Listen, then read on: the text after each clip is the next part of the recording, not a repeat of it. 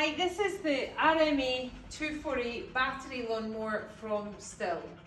This is an excellent lawnmower from the AK range of batteries.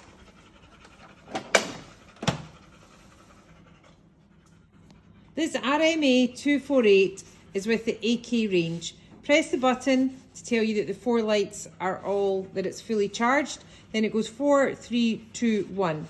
AK range just slits easy enough in there. Just clip it into place. Make sure you've got your red key to start in position and the battery's firmly in place. Shut the lid and then it's all good to go.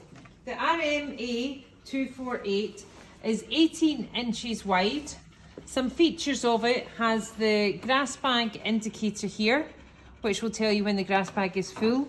Easy to take the grass box on and off. Hood keeps it in place. Down here is the height adjustment, 7 different heights down here. Just a very good battery lawnmower. This lawnmower is so easy to start. You press the button and hold the lever at the same time.